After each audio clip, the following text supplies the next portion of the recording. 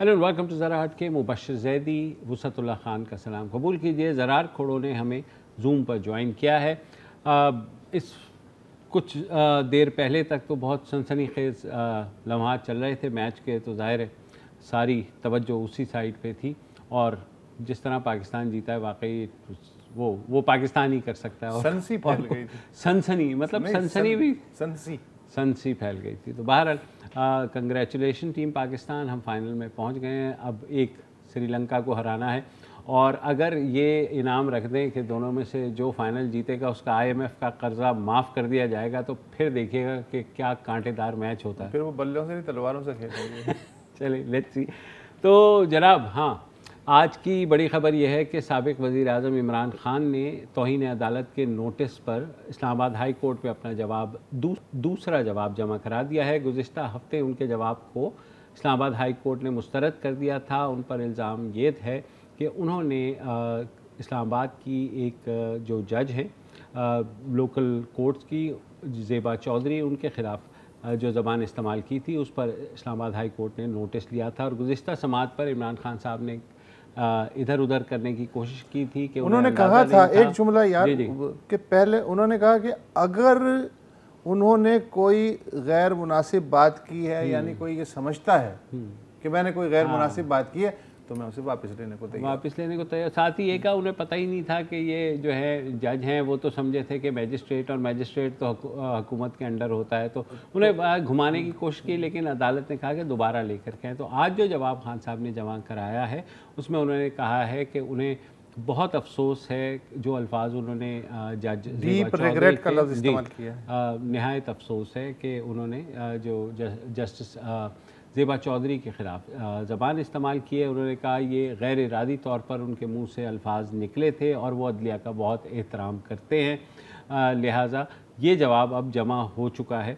और अब देखें, कल समात है इस्लामाबाद हाई कोर्ट के चीफ जस्टिस अतहर मिनल्लाह की अदालत में। तो अदालत जो भी फ़ैसला करती है, अमूमन जब अदालत जवाब पहला मुस्तरद कर दे, तो एंड में आके जिस पर भी इल्ज़ाम लगता है, वो कहता है कि जी मैं अपने आप को अदालत के रहम करम पर छोड़ता हूँ, लिहाजा मुझे माफ़ कर दिया जाए। मगर इन दिस केस ज़ाहिर खान साहब हैं, तो उन्होंने कहा कि वो अपनी जो बात है उसको उस तरीके से रख दें कि जनाब मुझे नहायत अफसोस है, और ये सब कुछ गैर इरादी तौर पर हुआ, और जो शहबाज खान के साथ डीप रिग्रेट के अल्फाज जी डीप रिग्रेट। तो हमारे साथ मौजूद हैं, हमने बात की थी इस्लामाबाद हाई के बार एसोसिएशन के जो सरबराह हैं शोएब शाहीन से, और उनसे ये पूछा कि आपके ख़्याल में इमरान खान का ये जवाब जो है ये काफ़ी होगा अदालत को मुतमईन करने के लिए।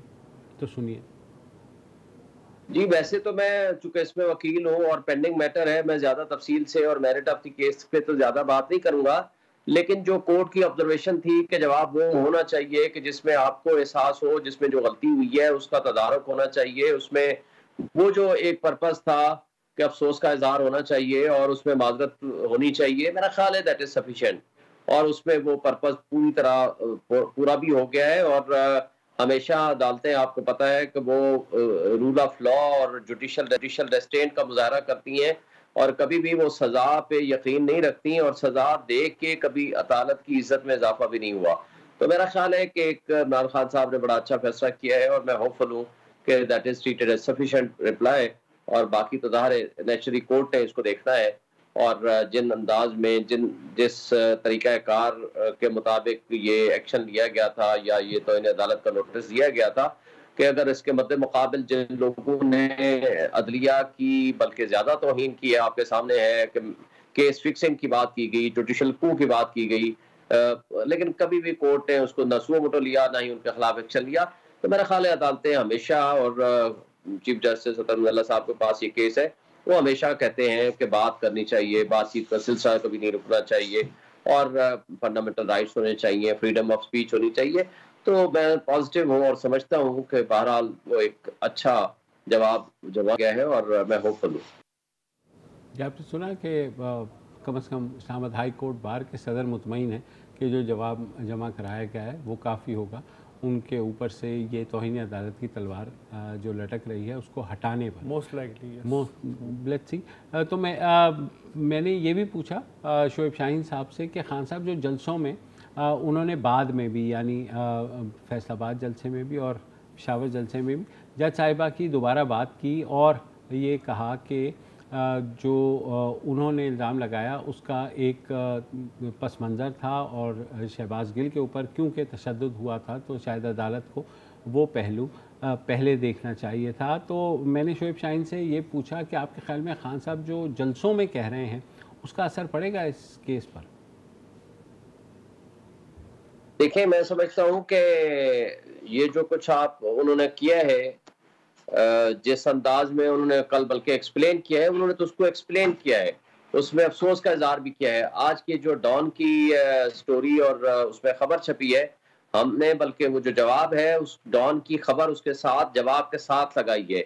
वो एक्सप्लेनेशन भी है, उसमें उसमें अफसोस का इजहार भी है और उसमें वो कंटेक्स्ट भी है कि किस कंटेक्स्ट में वो बात हुई थी। तो नेचुरली हमने वो जो डॉन की आज की रिपोर्टिंग है, हमने उसके ऊपर रिलाय करके वो जवाब का हिस्सा बनाया है। देखिए, मैं कहता हूँ कि पहली बात तो यह है कि वो अदलिया या इदारों के खिलाफ कभी भी उन्होंने बात नहीं की। हमेशा उन्होंने पॉजिटिविटी के साथ और एक स्पेशल कंटेक्स्ट पे बात की है। और दूसरी बात, अगर ये वाली बात जो उन्होंने की है उस पर उन्होंने अफसोस का इजहार भी किया है और उन्हें एहसास है। देखें, उन्होंने वो खुल के बातें की हैं कि भाई वो तो अदलिया को मजबूत करना चाहते हैं, क्योंकि अदलिया मजबूत होगी तो एक यहाँ रूल ऑफ लॉ का कंसेप्ट आगे आएगा और रूल ऑफ लॉ और अमीर गरीब के दरमियान जो तफरीक है और जस्टिस सिस्टम जिस तरह एक तफरीक पैदा करता है और जस्टिस सिस्टम जिस तरह हमारा बुरी तरह पामाल हुआ है, हमारी एग्जीक्यूटिव ने जिस तरह के फैसले किए हैं और जिस तरह इन्वेस्टिगेटिंग एजेंसीज और पुलिस इंस्टीट्यूशनलाइज नहीं हो सकी और वो पॉलिटिकल हेड्स के ताबे रही है, तो वो तो उनका ख्वाब अधूरा रह जाएगा कि अगर अदलिया को मजबूत होता ना देखें या अदलिया को वो मजबूत ना करें।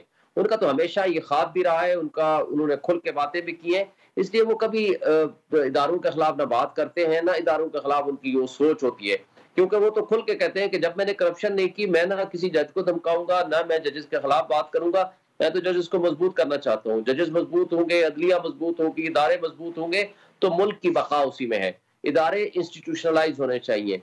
तो उन्होंने तो हमेशा पॉजिटिव बात की। हाँ, अगर कहीं जज्बातियत में अल्फाज का इस्तेमाल आप यूं कहें कि एहतियात कहीं नहीं भी बरती जाती, हर इंसान है, इंसान से गलतियां भी होती हैं, तो उनको एहसास भी है और उन्होंने जवाब भी बड़ा अच्छे अंदाज में उसका अफसोस का इजहार भी किया और उसमें बहरहाल माजरत खान अंदाज भी उन्होंने अडॉप्ट किया और माजरत भी की। मैं समझता हूँ कि एक बड़े लीडर की है और उन्होंने अच्छा अंदाज अडॉप्ट किया।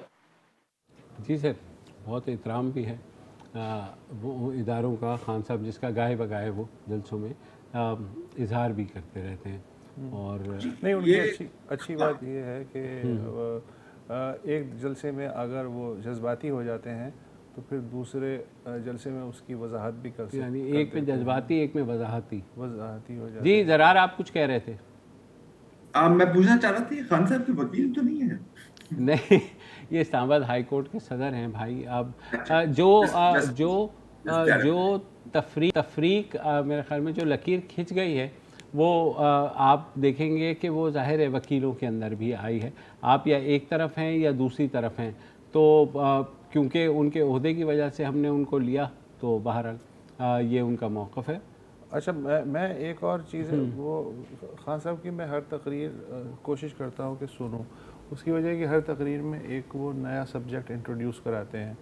मसलन अभी जो चिश्तिया में जलसा हुआ है उसमें उन्होंने कहा कि जी पंजाब हुकूमत जो है उसको कोई मिस्टर वाई और एक्स जो है वो गिराने की कोशिश कर रहे हैं और करोड़ों रुपए ऑफ़र किए जा रहे हैं। इसके अलावा फ़ोन पे कहा जा रहा है कि वफ़ादारियाँ तब्दील की जाए। अच्छा, ये तो खान साहब ने कह दिया।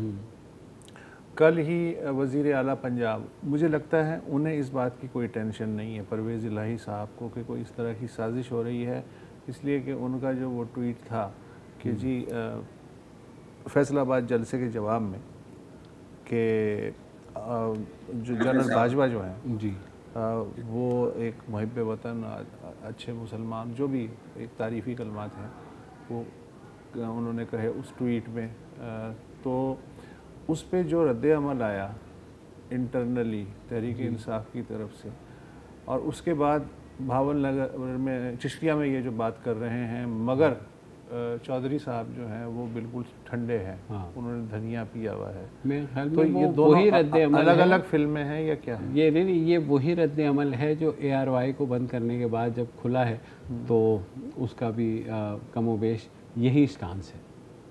ये यानी चौधरी साहब का अलग मौक़िफ़? जी, चौधरी साहब का अलग मौक़िफ़ नहीं है। चौधरी साहब ज़ाहिर है उनकी अपनी जमात है और उनको भी पता है कि गरम आलू को जो है हाथ अगर ना लगाएं तो बेहतर होता है। हाँ, तो हम क्या ये कह सकते हैं कि चौधरी परवेज़ इलाही जो हैं वो इमरान खान और इस्टेब्लिशमेंट के दरमियान सख्खर के पुल का काम कर रहे हैं? जी, लेकिन मसला ये है कि इतने ज़्यादा पुल टूट चुके हैं सैलाब की वजह से कि वो अगर पुल बनाने की भी कोशिश करेंगे तो शायद। लेकिन ये जो जिस पुल की मैं बात कर रहा हूँ ये अंग्रेज़ों के ज़माने का बना। हाँ, लेकिन कोयटा में आपको पता है बलूचिस्तान का जो रेलवे का एक पुल था जो अंग्रेज़ों के ज़माने का बना हुआ था वो भी गिर गया। तो चौधरी साहब को ये बात भी पता मुत्तफिक नहीं है? नहीं, मैं आपकी थ्योरी से कतई मुत्तफिक नहीं। अच्छा, वापस आते तौहीन अदालत के कानून के ऊपर कि क्या वो होना चाहिए नहीं होना चाहिए। तो आखिरी सवाल मैंने इस्लामाबाद हाई कोर्ट बार के सदर से यही पूछा कि जो तौहीन अदालत का कानून है इसको कहते हैं कॉलोनियल लॉ है और लेगेसी है, तो सुनिए उनका क्या कहना था। देखें, तौहीन अदालत ये आपने बड़ा आज खूबसूरत एक इशू छेड़ा है। इसमें कोई शक नहीं है कि ये वाकई आज वहाँ मगरब में भी आज वो तौहीन अदालत का कॉन्सेप्ट नहीं रहा जो एक हुक्मरान ने अपने गुलामों के लिए तौहीन अदालत के कवानीन बनाए थे जिसको हम आज फॉलो कर रहे हैं। हाँ, इस हद तक जरूर होना चाहिए तौहीन अदालत का केस कि अगर कोई जजमेंट है, कोई फैसला है, उसकी एग्जीक्यूशन नहीं हो रही हो तो ज़ाहिर है वो तौहीन अदालत ही का वो कानून होगा तो जिसके जरिए उसकी एग्जीक्यूशन हो सकेगी। लेकिन जहां तक इस बात का ताल्लुक है कि तौहीन इंसाफ का कानून होना चाहिए, तौहीन अदलिया का नहीं। मसलन फर्ज करो अगर अदालत गलत फैसला करती है, अगर फर्ज करो अदालत ने कोई गलत फैसला कर दिया है तो उसके खिलाफ भी कोई ना कोई ऐसा सिस्टम होना चाहिए कि जिसपे आप कुछ ना कुछ आप चीजों को आगे ला सकें और उसमें एक आम लिटिगेंट के लिए उसकी कोई राह हमवार होनी चाहिए। और लेकिन मैं समझता हूँ कि हमारी अदलिया बहरहाल बड़ी पॉजिटिव है इस सिलसिले में, वो हमेशा जुडिशल रेस्ट्रेंट का मुजाहरा करती हैं। आपने देखा है, मैंने जैसे पहले भी आपको कहा, 1 महीना पहले जब ये पंजाब गवर्नमेंट का इशू आया था उसके ऊपर कितनी तनकीद हुई और PTM के तमाम लीडरों ने तनकीद की, सीरियस तनकीद की, जजेस के नाम ले लेकर किया। और मैंने उसमें बतौर सदर इस्लामाबाद हाई कोर्ट बार मैंने हंगामी प्रेस कॉन्फ्रेंस भी की थी और मैंने गुजारिश की थी तमाम लीडरों से कि आप इस हद तक ना लेके जाएं कि अदलिया की तौहीन आप शुरू कर दें, आप जजमेंट आ जाए, आप जजमेंट के ऊपर तनकीद करने का हक रखते हैं। लेकिन बहरहाल वो सिलसिला जारी रहा। मैं समझता हूं कि बहरहाल तौहीन अदालत का कानून एक बैलेंस्ड लॉ होना चाहिए, लेकिन हमारी अदलिया जो है उसको खुद रेगुलेट करती है, वो इसको जुडिशल रेस्ट्रेंट का मुजाहरा करती है। लेकिन इस पे डिस्कशन हमारी बार में हमारे जुरिस्ट में जरूर होती है और होनी चाहिए भी कि क्या ये जो तौहीन अदालत का कानून है क्या ये इस काबिल है कि हम इसको एज इट इज कंटिन्यू करें। आपको याद होगा 2012 में भी एक लॉ नया बनाया गया था यूसुफ गिलानी साहब के खिलाफ जब प्रोसीडिंग्स चल रही थी, लेकिन उस पर उन्होंने यही कहा था कि चीफ जस्टिस साहब के पास जब गया तो बाज मोहम्मद काकर की जजमेंट की रोशनी में उन्होंने कहा ये पर्सन स्पेसिफिक लॉ है, उसको उन्होंने सेटिसाइड कर दिया था। मुशर्रफ साहब के जमाने वाला कंटेम्प्ट ऑफ कोर्ट ऑर्डिनेंस 2003 को बहाल रखा था जो कि आज तक बहाल है। तो बहरहाल ये एक चीज है, ये अभी इस पे डिस्कशन जारी है। तो मेरा ख्याल है इस केस की रोशनी में हम नहीं बात कर सकते बिकॉज एक मैटर सब जुडिस है, लेकिन हाँ अलबत्ता इस पे हमें बार बार इस पे डिस्कशन होती है। जब सियासतदान इक़्तिदार से बाहर होते हैं तो वो जरूर इस पे बारे में सोचते हैं और हमारे जुरिस्ट भी इस पे बात करते हैं, लेकिन जो लोग साहिब इक़्तिदार होते हैं उसके बाद वो मेरा ख्याल है इसको भूल जाते हैं। और इसमें इम्प्रूवमेंट की जरूरत है क्योंकि अदलिया की इज्जत कभी बहाल नहीं होती, अदलिया का वक़ार कभी बहाल ज्यादा नहीं होता कि अगर वो सजा पे यकीन करे। जब वो इंसाफ करते हैं तो अदलिया की इज्जत और वक़ार में ज्यादा इजाफा होता है। और हमेशा आपने देखा है कि अदलिया ने बड़ा रेस्ट्रेंट का मुजाहरा किया है और हमारी जो अदलिया है माशाल्लाह इंडिपेंडेंट अदलिया है। आज की अदलिया 12 लॉयर्स मूवमेंट के बाद और परवेज मुशर्रफ की उस सिंध हाई कोर्ट की जजमेंट के बाद जो उन्होंने PCO जारी किया था और PCO के जजेस की फराखत के बाद आज बहरहाल माशाल्लाह का वो जमाना नहीं रहा और ना ही माशाल्लाह को कोई दोबारा कोई जुडिशरी उसको कंफर्म या एक्सेप्ट करने को तैयार है। ये तो एक पॉजिटिविटी आई है। आज की जो अदलिया है बहरहाल वो इस तरह के मामलात में बड़ा अच्छा और पॉजिटिव और इंडिपेंडेंट रोल अदा कर रहे हैं। अब सुप्रीम कोर्ट बार एसोसिएशन का एक मौक़िफ़ है, पाकिस्तान बार काउंसिल का एक मौक़िफ़ है, बार एसोसिएशंस भी आपस में जो है जो मौक़िफ़ है उसके ऊपर एक पेज पे नहीं है। तो ये शो करता है कि जी सॉरी मुबशिर, हाँ बिल्कुल देखें अब इनका एक नुक्ता नज़र है यकीनन, लेकिन जहाँ तक जुडिशियल रिस्ट्रेंट की बात है तो आई मीन ठीक है, कुछ जज साहिबान के हद तक बिल्कुल मेरा ख्याल है कि ये बात दुरुस्त है। आई मीन जैसे फॉर एग्जांपल निला साहब, देखिए मेरा तो ख्याल है कि अगर हम अपनी मुल्क की जुडिशियल हिस्ट्री देखें तो रिस्ट्रेंट तो बहुत कम नजर आती है। और मैं कोई बहुत पुरानी बात नहीं कर रहा, मैं बात कर रहा हूँ चौधरी इफ्तिखार की, मैं बात कर रहा हूँ साकिब निसार की। I mean up until very very recently मेरा नहीं ख्याल कि दानियाल अजीज और आप निहाल हाशमी और आप रज़ा गिलानी से पूछेंगे तो कहेंगे कि जी बड़ी बहुत ज़्यादा रिस्ट्रेंट हुई थी। और जहाँ तक ये जो बात है कि बहुत रिस्पेक्ट करते हैं और खान साहब यकीनन करते होंगे जुडिशरी की और जजेस की भी, और इंडिपेंडेंट और स्ट्रॉन्ग जुडिशरी। फिर मुझे याद आता है एक रेफरेंस भी आई थी। जी बिल्कुल, वो रिस्पेक्ट का सबसे बड़ा मिसाल वही रेफरेंस है। मतलब रिस्पेक्ट भी आर से, रेफरेंस भी आर से, तो अगर इस तरह हम इसको करें तो बिल्कुल फिर तो बहुत ही रिस्पेक्ट है, बहुत ही रिस्ट्रेंट है, बहुत रेफरेंसेस भी हैं। तो अगेन बिल्कुल इसका पॉइंट ऑफ व्यू है, लेकिन मेरा ख्याल है कि शायद I don't know, और भी लोग और शायद हकीकत भी शायद इनके पॉइंट ऑफ व्यू से एग्री ना करें, बट अगेन ये मेरा पॉइंट है। बिल्कुल ऐसा ही है। एक वक्फा लेते हैं जी, और वक्फे के बाद हम के सैलाब पर एक नज़र डालेंगे।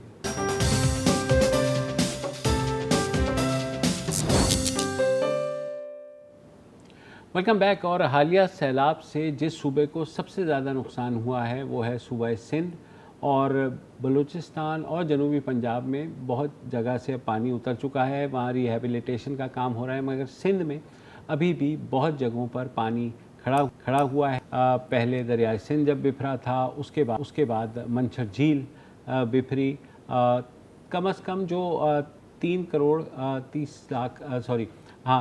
30 लाख लोग जो मुतासिर हुए हैं, उसका 60% जो है लोगों का ताल्लुक़ सिंध से है, और नुकसान में भी 60% जो है वो सिंध में हुआ है। सिंध में एक बहुत बड़ी तादाद है लोगों की जो कि इस वक्त सड़कों पर हैं, जिनके कुछ लोग अपने घरों को वापस जाने से कासिर हैं क्योंकि पानी इस कदर फैला हुआ है। और सवाल बार बार यही होता है कि कितने फ़ीसद लोगों तक अभी तक इमदाद पहुंची है। जो गैर सरकारी तंजीमें हैं वो भी ये कह रही हैं कि 10 से 20% तक अभी हम कवर कर पाए हैं। हुकूमत भी दावे कर रही है, मगर बहुत से लोग बारहा ये कह रहे हैं कि उन तक इमदाद नहीं पहुंची है। हमारे साथ सक्खर से मौजूद हैं सीनियर सहाफ़ी तारिक दुरानी साहब। उनसे पूछ साहब, इस वक्त जो सिंध की सूरत हाल है, ख़ुसूसन लाड़काना हो गया, दादू हो गया, और इससे पहले खैरपुर सक्खर आपका जो शहर है, तो अभी तक कितने फ़ीसद एरियाज़ तक रिलीफ पहुंच पाई है? जी बहुत शुक्रिया। रिलीफ की अगर आप बात करेंगे तो 10 से 15% से जायद अगर आप कहेंगे कि रिलीफ पहुंच सका है, तो इससे ज़्यादा नहीं पहुंच सका। किसी भी इलाके को आप देख लें, इस वक्त लाखों की तादाद में लोग जो सरकार की जानिब से यहाँ पर कैंप बनाए गए हैं, रिलीफ कैंप, वहाँ पर उनको रखा गया है, और उससे 10 गुना से ज़्यादा हर शहर, हर इलाके में, रोडों रस्तों पर यहाँ मौजूद हैं। जो शहरों में जो रिलीफ कैंप बनाए गए हैं या जो सरकार की जानिब से रिलीफ कैंप बनाए गए हैं, वहाँ 2 टाइम का खाना भी वक्त पे नहीं दिया जा रहा। 2 टाइम का खाना यानी कभी 1 टाइम खाना दिया जा रहा है, कभी 2 वक्त दिया जा रहा है, और वो जो दिया जा रहा है वो भी वक्त पे नहीं दिया जा रहा। बच्चों के लिए दूध नहीं है, दवाएं नहीं हैं। यकीन करें कि कहीं भी मुझे किसी भी सरकारी जो कैंप बनाए गए हैं, कहीं भी वहाँ मेडिकल कैंप हमें नजर नहीं आए।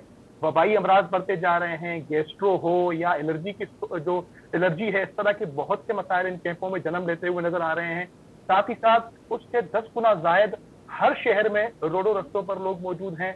जिनके घर गिर गए हैं वो अपने घरों से दूर आकर शहरों में पनाह लिए हुए हैं, रोडों रस्तों पर बैठे हुए हैं। उनको इस वक्त तक कैंप की बात की जाए, जो खेमा होता है, तो वो खेमा भी हुकूमत की जानिब से प्रोवाइड नहीं किया गया है। एक अजब सी सूरत हाल है रोजाना की बुनियाद पर अंदरून सिंध कोई ऐसा शहर नहीं कि जहां पर जो ये सैलाब मुतासरीन या बारिश मुतासरीन है वो एहतजाज करते हुए नजर ना आए, या जहां कहीं पे अगर खाना या जो दीगर अशिया जो यहाँ पर फराम की जाती है उनके ट्रक लूटते हुए नजर ना आए।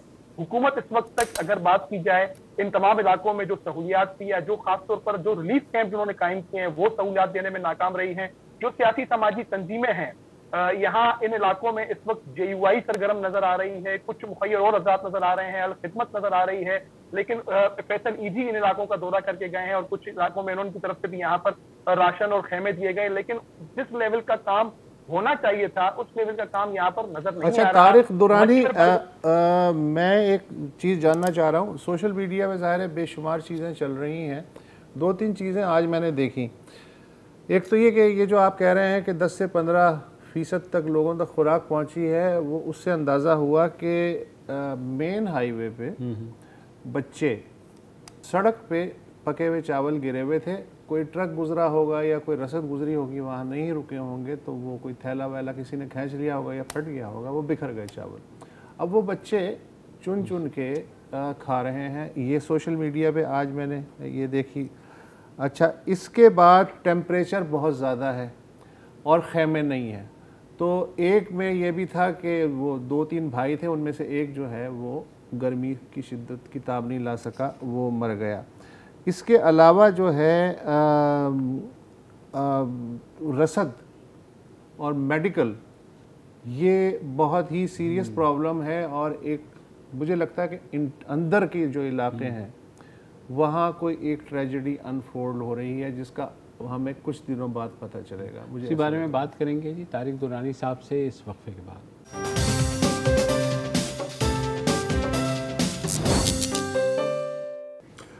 Welcome back. बात हो रही है कि सैलाब तो आ रहा है और उतर भी रहा है, लेकिन अब जो इंसानी अलमिया मुख्तलिफ़ शक्लों में सामने आ रहा है वो कहाँ तक और कितना गहरा है। तारिक दुरानी जो सक्खर में है उनसे बात हो रही है। तारिक, जो खाना दिया जा रहा है किसी को, आपने कहा 2 वक्त का खाना है, किसी को 1 वक्त का खाना, मेरा जो तजर्बा है सैलाबी इलाक़ों में नॉर्थ से लेके और एक्सट्रीम साउथ तक, वो ये है कि खाने का मतलब होता है सिर्फ चावल। क्या मैं दुरुस्त कह रहा हूँ? आप बिल्कुल दुरुस्त कह रहे हैं। यहाँ सिर्फ जो 2 वक्त खाना दिया जा रहा है वो चावल दिया जा रहा है। शदीद गर्मी है, आलू और छोले के साथ चावल बनाकर यहाँ पर दिया जा रहा है। और सबसे खराब बात देखें ना, एक तो कहीं दिया नहीं जा रहा, उसकी बड़ी शिकायतें हैं जिसके लिए एहतजाज हो रहे हैं, और जहाँ दिया जा रहा है टाइम पे नहीं दिया जा रहा। जैसे दोपहर का खाना अगर आप 1 बजे या 2 बजे तक पहुंचाएं, वो शाम को 5 बजे पहुंचाया जा रहा है।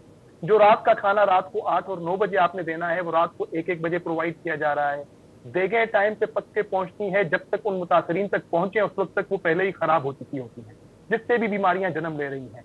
लेकिन इस जानिब कोई तवज्जो नहीं दे रहा। जिन इलाकों में ये देखे जा भी रही हैं वो भी इंतहाई महदूद। अगर मैं कहूँ हर जिले में 10% लोगों को भी खाना 2 टाइम नहीं मिल रहा। उनसे पूछें कि जो रोडों पर बैठे हुए हैं, जिनको खेमे नहीं है, खेमे उनके पास नहीं, खाना उनके पास नहीं, और जो कैंपों में है उनसे 10 गुना ज्यादा लोग रोडों पर भूखे सोने पर यहाँ पर मजबूर है।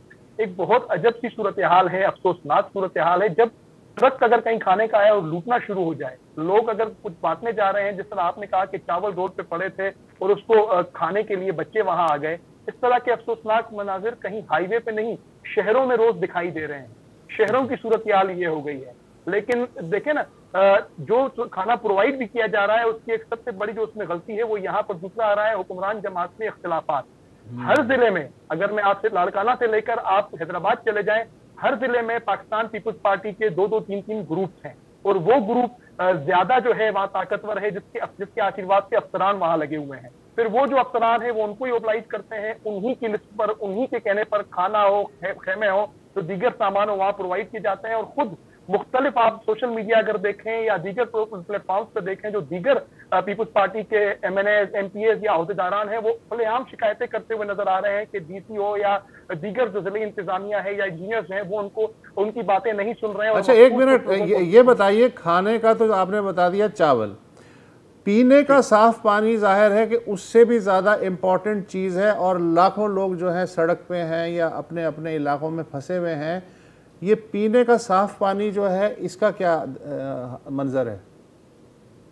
जी, पीने के पानी का कोई भी बंदोबस्त नहीं है, सिर्फ चावल तकसीम किए जा रहे हैं। जिन कैंपों में रखा गया है उन कैंपों में अगर मोटर लगे हुए हैं या नलके लगे हुए हैं, वो नलकों का पानी या मोटर का पानी वो खुद चला के वहां से निकाल सकते हैं। अदरवाइज हुकूमत की जानिब से कहीं भी सड़क पे जो लोग बैठे हैं फिर वो क्या पी रहे हैं? वो जो नजदीकी आबादियों से पानी लेके नलकों से पी रहे हैं। और जब से इसमें एक और सबसे बड़ी खतरनाक बात जो आपको बता दूं, इस वक्त इन बारिशों के बाद आपकी नालियां ओवरफ्लो हो चुकी हैं, आपके गटर ओवरफ्लो हो चुके हैं, और जो हमारे जेर जमीन पानी है उसमें गटर का पानी मिक्स हो चुका है, जिसमें पोलियो वायरस भी पाया जाता है, जिसमें दीगर बीमारियां भी पाई जाती हैं। तो वो पानी अब इन तमाम इलाकों में पीने के लिए भी इस्तेमाल हो रहा है। ये सबसे खतरनाक फैक्टर इसमें है। तारिक साहब, एक और आज लाड़काना के एक MPA हैं मौजम अली अब्बासी, GDA से उनका ताल्लुक है, उन्होंने अपना इस्तीफ़ा भेज दिया है स्पीकर को कि क्योंकि उनके जो हल्का है वहाँ बिल्कुल इमदाद नहीं पहुँच रही, तो वो इस्तीफ़ा दे रहे हैं।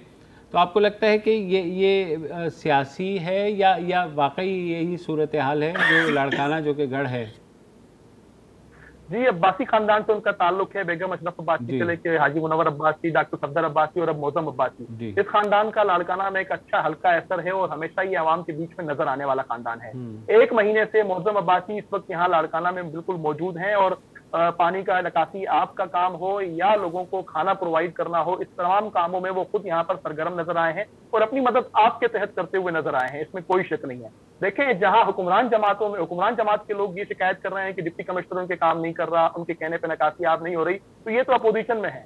लाड़काना शहर के हल्के से मुंतखब है, जहां से MNA बिलावल भुट्टो जरदारी साहब हैं, उनके ये MPA हैं। इनके कहने पर कहीं से निकासी आब नहीं हुआ, उनके कहने पे कहीं पे यहाँ पर राशन नहीं मिल रहा, उनके कहने पे कहीं डिप्टी कमिश्नर ने कोई भी काम नहीं किया। आखिर दिल बर्दाश्ता हो कि उन्होंने आज जो इस्तीफा लिखा है उसमें उन्होंने क्लियर लिखा है कि इतनी सारी मैंने मामला देखने के बाद मैं बेबस खुद को महसूस करता हूं और बतौर MPA मैं खुद को बेबसी महसूस करते हुए इस्तीफा देता हूं और जो खिदमत है मैं जाती तौर पे जो कर रहा था वो करता रहूंगा, लेकिन बीइंग MPA जो मुझ पर जिम्मेदारी आयद होती है वो मैं MPA की हैसियत से नहीं कर सकता, इसलिए मैं रिजाइन कर रहा हूँ। इसलिए उन्होंने आज रिजाइन करके इस्तीफा स्पीकर सिंध असेंबली के पास जमा करा दिया है। ठीक है जी। तारिक साहब, माना के बहुत बड़ी कुदरती आफत है, माना के इससे निपटना बहुत मुश्किल है, सब कुछ मान लिया, लेकिन इसके साथ साथ दहाइयों की जो सूबा सिंध में मिस गवर्नेंस है और या गवर्नेंस है ही नहीं, और दहाइयों की जो ग्रुप बाजी चल रही है और इसको लगा दो उसको लगा दो, मेरिट का कत्ल, ये भी तो साथ सैलाब में एक्सपोज हुई है ना। और इसके साथ साथ सवाल आपसे ये है कि ये जो हम बढ़ता हुआ गुस्सा देख रहे हैं बिलखसूस सिंध के अवाम में जो अभी सैलाब में डूबे हुए हैं, आपको क्या लगता है कि आने वाले दिनों में, हफ्तों में, महीनों में ये क्या रूप इख्तियार करेगा? देखें जी, ये हमेशा हमने देखा है, कोई भी कुदरती आफत आई हो, लेकिन बदकिस्मती कहें इसको, कुछ भी कहें, जो दीगर देखें ना, जो MPA MNAs बनेंगे वो सियासी पार्टियों से ही बनेंगे। आम आदमी तो इस वक्त सियासत से बहुत दूर दूर दिखाई दे रहा है। सिंध और खासतौर पर अंदरून सिंध को जो दीगर पार्टियां हैं, चाहे वो नवाज लीग कह दें, तहरीक इंसाफ कह दें, काफ लीग कह दें, JUI कह दें, उसको हमेशा एक नजरअंदाज करके रखा गया है। उधर इस लेवल के लोग यहाँ पर उसमें शामिल नहीं होते हैं। जो यहाँ पर पार्लिमानी सियासत करते हैं या जो जागीरदार कहें, वडेरे कहें या बासर लोग कहें, वो हमेशा इक़्तिदारी पार्टी की तरफ ही रुख करते हुए नजर आते हैं और इस वजह से ये इन्हीं पार्टियों में हमेशा शामिल नजर आते हैं। जबकि जो दीगर पार्टियां हैं वो उन इलाकों पर तवज्जो दे रही है, अपने अपने इलाकों पर तवज्जो दे रही है, इस तरफ कभी किसी ने तवज्जो दी ही नहीं। देखें ना, आप 2008 से लेकर पीपुल्स पार्टी की हुकूमत की आप सिर्फ वोट कास्टिंग रेशो देखें, एक अवाम ने वोट कम कास्ट किया और दूसरा जो उम्मीदवार खड़े हुए हैं, जो सालों से खड़े हो रहे हैं, हर साल बतदरीज उनके वोट कम हो रहे हैं, बढ़ नहीं रहे। अवाम नफरत में वोट नहीं देता, लेकिन बात यह है कि सब्स्टिट्यूट कहां से आए। वो सब्स्टिट्यूट दीगर प्लेटफॉर्म, कोई दीगर पार्टियां इस तरफ काम करने को राजी ही नहीं, वो इस तरफ कभी नजर ही नहीं आती, इसलिए वोट कास्टिंग रेशो कम होता है, उस उम्मीदवार को कम देते हैं, लेकिन अल्टीमेटली जीत वही जाते हैं जो दहाइयों तिहाइयों से ये सियासत में यहाँ मौजूद। अच्छा तारिक, मैं एक और बात कहना चाहता हूँ, आपने वैक्यूम की बात की, कौम परस्त जमातें या फॉर एग्ज़ाम्पल अवामी तहरीक, वो जाहिर है कि वो भी तनकीद करने में पेश हैं कि बदनज़मी है, बैड गवर्नेंस से सब है।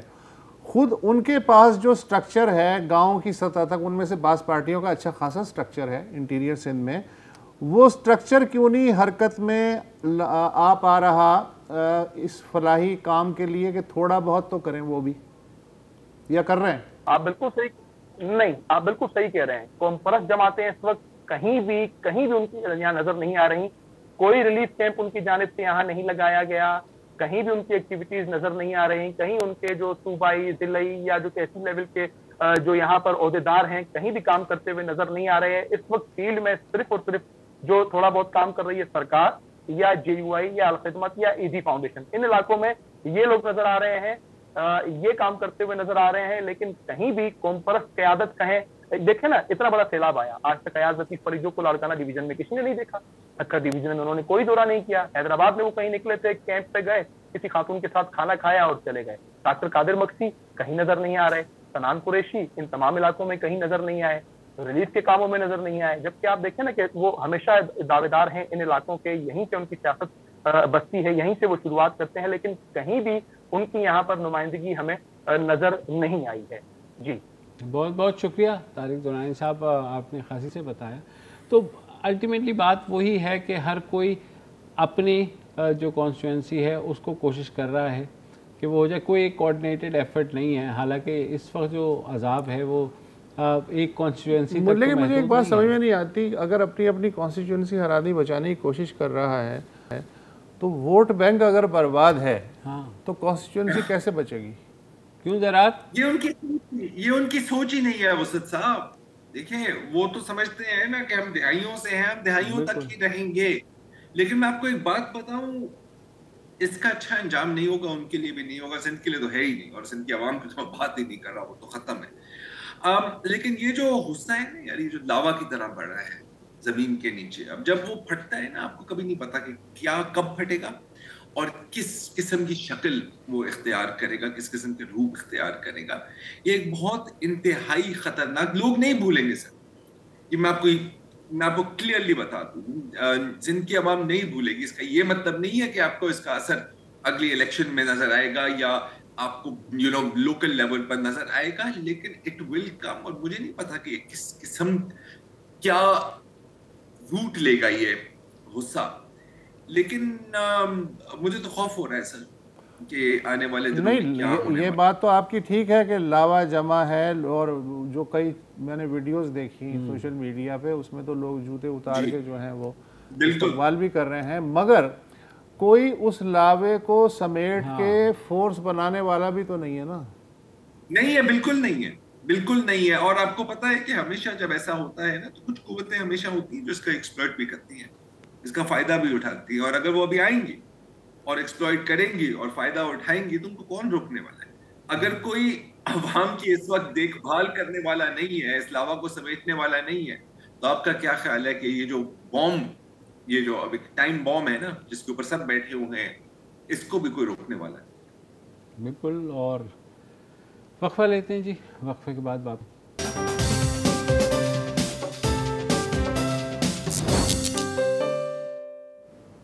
Welcome back. और कल शाम से एक स्टोरी सोशल मीडिया पर वायरल होती है और वो टॉप ट्रेंड भी बन जाती है।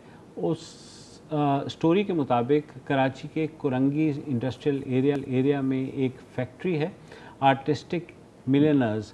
वहाँ पर शाम के वक्त एक वाक़या होता है जिसमें ये कहा जाता है कि एक ख़ातून को तकरीबन कोई 20 लोग जो हैं वो रेप करते हैं और वो ख़ातून जाँ बहक हो जाती है। ज़ाहिर है इतना अंदोनाक वाक़या था कि सोशल मीडिया पर कोहराम मच गया और लोगों ने ये बात करनी शुरू की कि कौन इस पर एक्शन लेगा और अभी तक एक्शन क्यों नहीं हुआ, और लोग जा कर के जो है उस फैक्ट्री के क्यों नहीं जा रहे, सहाफ़ी भी नहीं जा रहे, ना ही पुलिस कुछ कर रही है। तो कल रात से ही हम लोग राब्ते में रहे पुलिस से, और हमने पुलिस भी ज़ाहिर है गई वहाँ जा कर के उन्होंने तहकीकात की। तो आज सुबह ये बात सामने आई कि ऐसा कोई वाक़या हुआ ही नहीं। और जो उस फैक्ट्री के जो एक आध कोई जो डिसग्रंटल्ड वर्कर थे, उन्होंने एक सहाफ़ी हैं जिनका फेसबुक पर धूम प्लस के नाम से एक चैनल है, उन्होंने धूम मचा दी और पूरे मुल्क में ज़ाहिर है कोहराम मच गया कि एक खातून के साथ खुदा न करे इज्तिमाई ज़्यादती हुई है और वो मर भी गई हैं। तो ज़ाहिर है अब तमाम थानों से हमने बात की, तमाम हॉस्पिटल्स चेक किए, कहीं पे भी ऐसा कोई DIG जो है मुक़द्दस हैदर, उन्होंने कहा कि जी हमने खासी छानबीन की है, हमारे जहन में कोई, हमारे सामने ना तो कोई मुतासिर आया है, बिल्कुल, ना इस वाक़े का कोई सबूत है।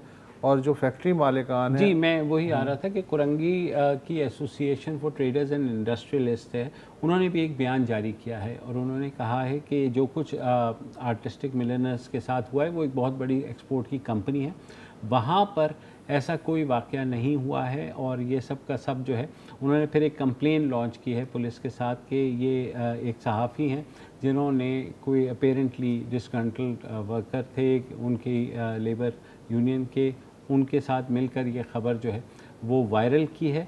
और जिसके बाद पुलिस ने फिर एक बयान जारी किया। पुलिस ने कहा कि हमें कंप्लेन मौसूल हुई और हमने FIA को भिजवाया है कि अगर सोशल मीडिया के ऊपर ऐसी बात हुई है तो ज़रूर साइबर क्राइम विंग जो है वो ज़रा इसकी छान पटक करे। हाँ, अच्छा, अब सोशल मीडिया एक तरफ तो ज़रार, क्योंकि आप तो स्पेशलिस्ट हैं, तो सोशल मीडिया पे अक्सर यही कहा जाता है ज़्यादातर स्टोरीज़ वहीं ब्रेक होती हैं और ख़ुसूसन इस तरह के वाक़यात जो है बहुत ज़्यादा होते रहे हैं। ऐसे में अगर एक फ़ेक न्यूज़ आती है और जिसके बाद अब क्योंकि फ़ेक न्यूज़ हर क्वार्टर इस बात की तस्दीक कर रहा है कि गलत ख़बर थी, एक जाली ख़बर थी, तो ये ज़ाहिर है लोग गुस्सा उनका अपनी जगह, लेकिन तहकीकात जो है जब होती हैं और फेक न्यूज़ होती है, इसका कितना असर पड़ता है जो रियल केसेस होते हैं ऐसे?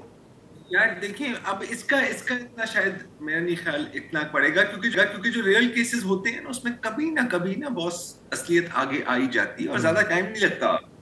अब देखें, जहाँ तो ये जो आप बात कर रहे हैं धूम न्यूज की, मैं इसको साफी नहीं कहूंगा, ये क्लियरली ब्लैकमेलर है and he should be in jail for this. क्योंकि मैंने देखा है सोशल मीडिया पर क्या लोगों ने मतलब शोर मचाया। और देखिए, इनिशियली आप समझ सकते हैं क्योंकि हमने इस तरह के वाकयात देखे हैं, हमने मोटरवे केस देखा है, हमने जैनब का केस देखा, हमने कसूर के बार हमने कसूर में इस तरह के केसेस देखे हैं। अभी हमने ये मेरा ख्याल है कि लाहौर में, फिर पेशावर में और हर जगह आपने पता है, हमने तकरीबन हर एक इस तरह का केस कवर भी किया है, आपने भी किया, हम सब ने किया है।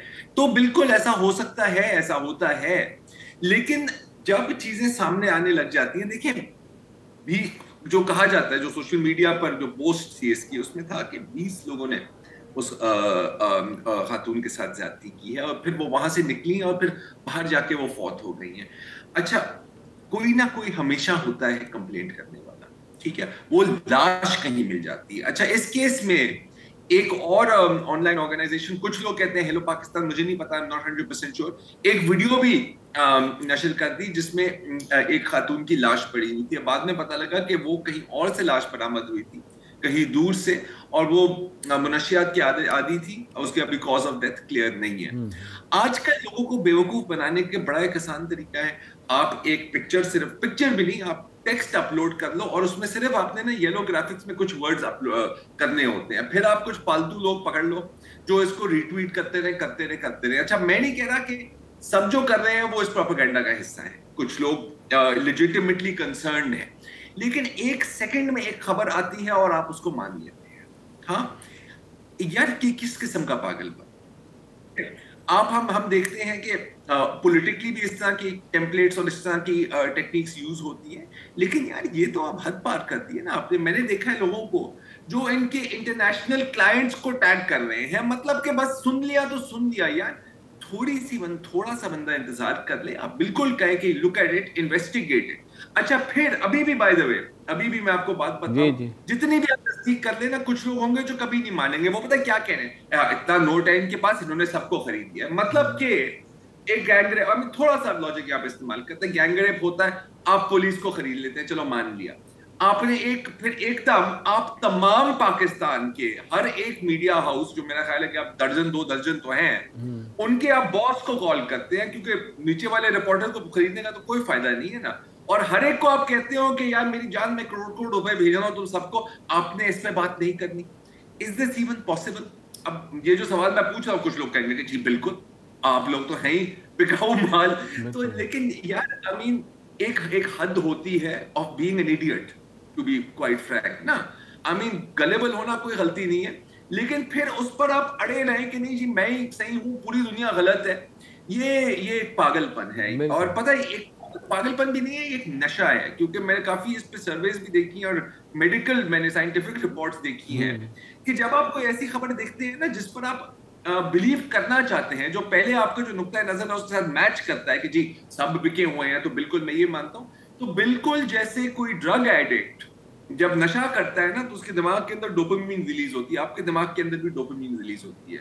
मसला ये है कि हम सब ना ये नशाई हो गए हैं, और जो लोग इन चीजों को फरोख्त करते हैं ना, फिर लोग रीट्वीट करते हैं, ये करते हैं ना, आपको और मजीद ना आपका नशा चढ़ता है। और नशे इस लेवल के हो गए ज़रार के अब जो मुझे किक मिली है उसके बाद अगले नशे में अगर इससे दुगनी किक नहीं मिली तो मुझे नशा भी नहीं होगा, इस हद तक है ये एग्जैक्टली यही है ना, एग्जैक्टली यही है। आई मीन अगर आप मतलब पहले 3 लाइनें लगाते थे, आपको पूरा ग्राम खींचना पड़ेगा उसी नशे को ऐड करने के लिए, तो एंड में तो अंजाम होगा वो आपके उसी के नतायज हम भुगत भी रहे हैं। एनीवेज बात वही है, अगेन जितनी देर में सच सामने आता है तो झूठ जो है दुनिया के कर लगा चुका होता है। कसम से। फिलहाल इजाज़त दीजिए, खुदा हाफिज।